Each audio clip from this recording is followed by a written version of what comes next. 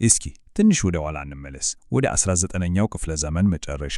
ይህ ወቅት ማለት የአውሮፓ ኃያላን አፍሪካን ለመቀራመት ሲሯሯጡ የነበረበት ጊዜ ነው። የአፍሪካ ቅርምት በሚል ስም የሚታወቀው ይሄ ዘመን አህጉሪቱ በሙሉ ማለት ይቻላል በቅኝ ግዛት ስር ስትወድቅ አንዲት ሀገር ብቻ ነበረች አንገቷን ቀና አድርጋ የቆመችው፣ ኢትዮጵያ። ይህ ሊሆን የቻለው ግን እንዲሁ አይደለም። ከጀርባው የአገሪቱ ጋሻ የሆነ አንድ ታላቅ ጀግና ነበር። እና ዋናው ጥያቄ ይሄ ነው። የአውሮፓ ወታደራዊ ኃይል በዓለም ላይ የመጨረሻው ቃል በነበረበት ዘመን እንዲህ አይነት ነገር ፈጽሞ ማይታሰብ ነበር። ታዲያ እንዴት ነው አንድ የአፍሪካ ጦር ይሄንን ሊያደርግ የቻለው? እስኪ እንመልከተው። 430 ይሄ ዝም ብሎ ቁጥር እንዳይመስለን። በዶጋሌ ጦርነት ላይ ሙሉ በሙሉ የተደመሰሱ የጣሊያን ወታደሮች ብዛት ነው። ከ500 ከሚጠጋ ጦር አብዛኛው ተደምስሷል። ለአውሮፓ ኃይል ይሄ ትልቅ ውርደት ነበር። የዚህ ሁሉ አስደናቂ ድል መሐንዲስ ራስ አሉላ እንግዳ። ያው የአንድን ሰው ማንነት ለመረዳት ከተሰጡት ስሞች መጀመር ጥሩ ነው። በተለይ ደግሞ ስሞቹን የሰጡት ወዳጆቹ ብቻ ሳይሆን ጠላቶቹም ከሆኑ። ራስ አሉላ ብዙ ስሞች የነበሩት ሰው ናቸው። እና በጣም የሚገርመው ነገር እኮ ጠላቶቹ ሳይቀሩ ለብቃቱ ዕውቅና መስጠታቸው ነው። የኢትዮጵያው ጋሪባልዲና የአፍሪካው ናፖሊዮን ብሎ የሰየሟቸው የተደመሙ አውሮፓውያን ናቸው።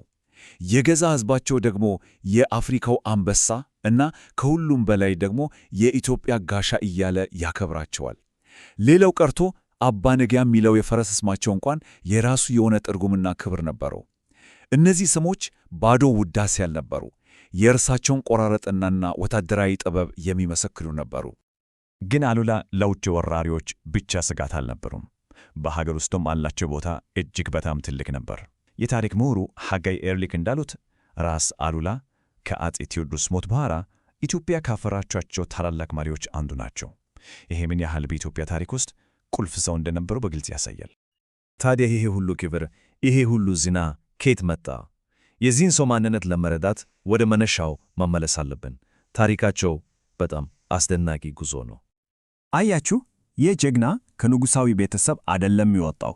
ራስ አሉላ የተወለዱት በትግራይ ጠምቤን ምንዌ በምትባል ትንሽ መንደር ውስጥ ከአንድ ተራ ገበሬ ቤተሰብ ነበር። በዛን ጊዜ በነበረው ጥብቅ የፊውዳል ሥርዓት እንደ እርሳቸው ያለ ሰው ከፍታ ላይ ይደርሳል ብሎ ማሰብ የማይቻል ነገር ነበር። እስኪ የእድገታቸውን ፍጥነት እንመልከት። በ1845 አካባቢ ከአንድ ገበሬ ቤተሰብ ተወለዱ። ግን በ1871 በጦር ሜዳ ላይ ባሳዩት ልዩ ብቃት የወደፊቱን ንጉሠ ነገሥት የአፄ ዮሐንስ አራተኛን ዓይን ያዙ። ከዛ በ5 ዓመት ውስጥ ብቻ በ1876 ተሰጥቷቸው ችላ ሊባል ማይችል ደረጃ ላይ ደርሶ አፄ ዮሐንስ ራስ ብሎ ሾሟቸው። የት እንደ ሾሟቸው ታውቃላችሁ? የግዛቱ በጣም ወሳኝና አደገኛ በሆነው የሰሜን ድንበር ላይ። አስቡት፣ ይህ ሁሉ የሆነው በዘር ሳይሆን በፍጹም ችሎታ ብቻ ነበር። እናም ወሳኙ ነጥብ ይሄ ነው። የታሪክ ምሁሩ ሐጋይ ኤርሊክ እንዳስቀመጡት የዚህ የገበሬ ልጅ ታሪክ ከነስኬቱ ከነውድቀቱ በዛ አስቸጋሪ ወቅት ከነበረው የኢትዮጵያ ዕጣ ፈንታ ጋር ሙሉ በሙሉ የተቆራኘ ነበር። የግለሰብ ታሪክ የሀገር ታሪክ ሆነ ማለት። እሺ፣ ራስ አሉላ አሁን የራስነት ማዕረግ አግኝቷል። ግን ይሄ ዝም ብሎ የክብር ሹመት አልነበረ፣ የሞት ሽረት ኃላፊነት ነበር። የተላኩት ወደ ግዛቱ በጣም አደገኛ ስፍራ፣ የሀገሪቱ የፈላ ውሃ ነጥብ ሆኖና የውጭ ኃይሎች እንደ አሞራ ወደሚጠባበቁበት ድንበር ነበር። ያስተዳድሩት የነበረው ግዛት መረብ ምላሽ ይባል ነበር። ይህም አብዛኛውን የዛሬዋን ኤርትራ ያጠቃልላል። ይህ አካባቢ የጦር ግንባር ነበር ማለት ይቻላል፣ የመከላከያ ቀጠና። ራስ አሉላ ደግሞ የዚህ አካባቢ ጠባቂ ነበሩ። ስጋቱ ደግሞ ከየአቅጣጫው ነበር። ከሰሜን ግብፃውያን የግዛት ማስፋፊያ ህልማቸውን ይዞ መጡ። አሉላ በ1876 ጎራ ላይ ህልማቸውን አጨለሙባቸው። ከምዕራብ የሱዳን ደርቡሾች ያለ ማቋረጥ ይወሩ ነበር። በ1885 ኩፊት ላይ መግቢያ መውጫ ሳጧቸው እና በያንዳንዱ ድል የአሉላ ስም እንደማይበገር የድንበር ጠባቂ የበለጠ እየገነነ ሄደ።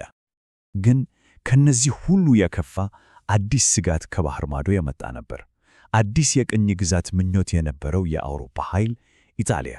ግጭቱ አይቀሬ ነበር። በ880ዎቹ አጋማሽ ጣሊያኖች ከምጽዋ ወደ መሃል ሀገር መግፋት ጀመሩ። ራስ አሉላ ግልጽ ማስጠንቀቂያ ላክላቸው፣ ከዚህ በላይ እንዳትመቱ።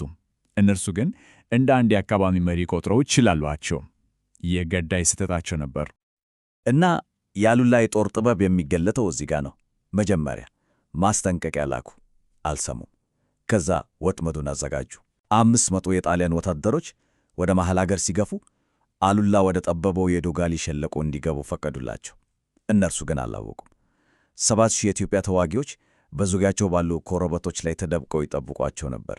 ጣሊያኖቹ ልክ ሸለቆ መሃል ሲደርሱ የአሉላ ኃይሎች መግቢያውንም መውጫውንም ዘጉባቸው። ወጥመዱ ተዘጋ።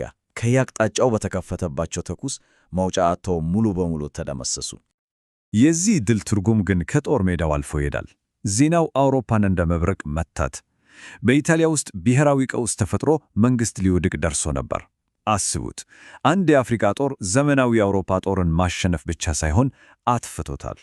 የቅኝ ግዛት ትርክት እዛው ዶጋሊ ላይ ተሰባበረ። እሺ፣ ዶጋሊ ትልቅ ድል ነው፣ ግን የአሉላ ታሪክ በዚህ አያበቃም። ተግባራቸው የሀገራቸውን የወደፊት ዕጣ ፈንታ በመቅረጽ የረጅም ጊዜ ተጽዕኖ አሳድረዋል። ዶጋሌ ለአውሮፓ ግልጽ ማስጠንቀቂያ ነበር። ግን ኢጣሊያ ከስህተቷ አልተማረችም። በውርደት ተሞልታ ለበቀል ተዘጋጀች። የኢትዮጵያን የውጊያ ብቃት አሁንም አቅልለው ማየታቸው ከ9 ዓመታት በኋላ በዓለም ታሪክ በሚታወቀው የአድዋ ጦርነት ላይ ለባሰና ለአስከፊ ጥፋት ዳረጋቸው። ባጭሩ የአሉላ የዶጋሊ ድል ለአድዋ ድል መንገድ ጠርጓል ማለት እንችላለን። ይህ ትግል በቀላሉ የሚያልቅ አልነበረም። እስኪ ይህን በ1935 የወጣ የብሪታንያ ካርቱን እንመልከት። ፈረንሳይና ብሪታንያ ሙሶሊኒን ኢትዮጵያን እንዳትነካ ሲሉ ያስጠነቅቃሉ። ይህ የሚያሳየው ራስ አሉላ የተጋፈጡት ውጥረት ከ50 ዓመታት በኋላም እንዳልጠፋ ነው። የኢትዮጵያ የሉዓላዊነት ትግል የአንድ ዘመን ሳይሆን የቀጠለ ታሪክ እንደነበር ያስረዳል። እና ዛሬ ላይ ራስ አሉላን ስናስታውስ ምን እናያለን? እስከ መጨረሻውም የሀገሩ ተቀላቃይ ነበር። በ1897 ዓመት በጦር ሜዳ ላይ ነው ሕይወቱ ያለፈው። ሕዝቡም የኢትዮጵያ ጋሻ በሚለው ስሙ ለዘላለም ያስታውሰዋል። ዛሬም በመቀሌ የሚገኘው ዓለም አቀፍ አውሮፕላን ማረፊያ የእርሱን ስም መያዙ ያ የገበሬ ልጅ ምን ያህል ትላልቅ ከፍታ ላይ እንደደረሰ ሕያው ምስክር ነው። እናም በመጨረሻ አንድ ጥያቄ ማንሳቱ አይከፋም። ዶጋሊ ግልጽ መልእክት ነበር አይደል? እስኪ ያስቡት። የቅኝ ገዢ ኃይሎች ራስ አሉላ የላኩትን ማስጠንቀቂያ ሰምቶ ቢሆን ኖሮ ምናልባት የአፍሪካ ቅርምት ታሪክ ምን ሊመስል ይችል ነበር?